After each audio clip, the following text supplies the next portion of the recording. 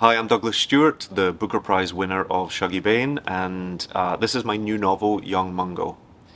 Uh, I've been accused of probably writing sad books, and I think I am drawn to sad books because uh, there's a real point of human connection there. I think the only thing that art and literature owes us is to move us in some way and to stay with us if it can, to stay in the mind. And sadness or that feeling of feeling melancholy is incredibly powerful. There's a thing in society, I think, that when we feel sad ourselves or when we feel down, we're not encouraged to share it or to connect in any way. So it can be a very lonely and isolating place.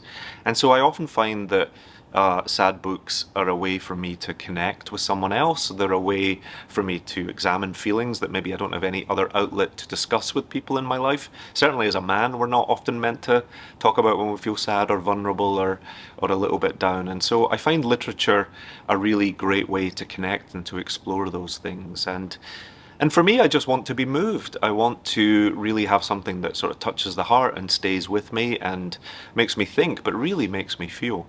One thing that I'm keen to explore is masculinity, and about the spectrum of it, but the harm that also men can do to other men by upholding a very sort of narrow, rigid standard of what it is to be a man and how you're allowed to express yourself. I also just from personal life and personal experience, I'm obviously interested in queerness, but I'm also interested in how queerness intersects with the working class or with poverty. I don't think we have enough gay voices, queer voices that write from that intersection, and so I'm always interested to read more about that.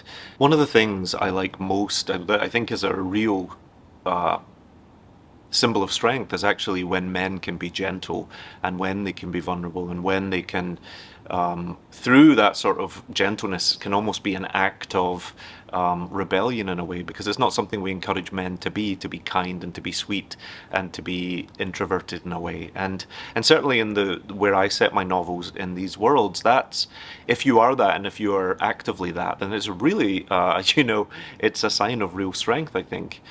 And my characters often go through these transformations, or they go through these trials that really test their goodness, that test their kindness, that test their faith and love, to be honest. And my books often have the salvation of love at the end, or the redemption of love, or how the love between my characters are the thing worth fighting for.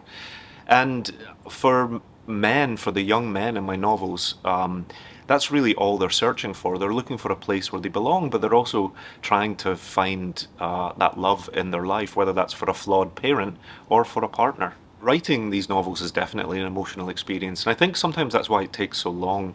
Certainly when writing Shuggie Bain, I had to step away for some periods.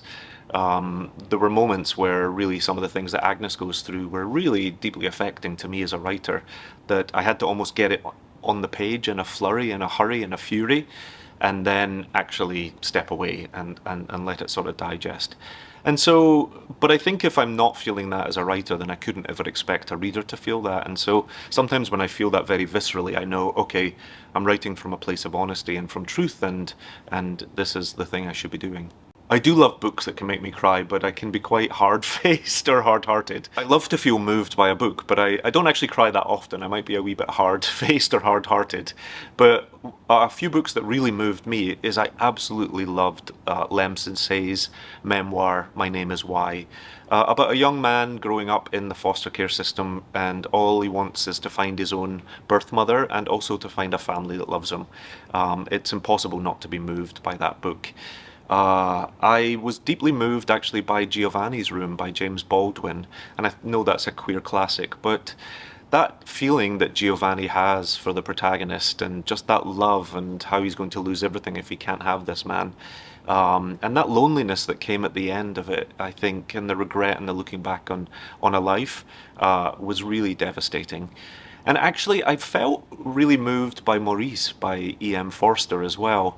The best part of the novel for me is actually Scudder at the end, the working class hero.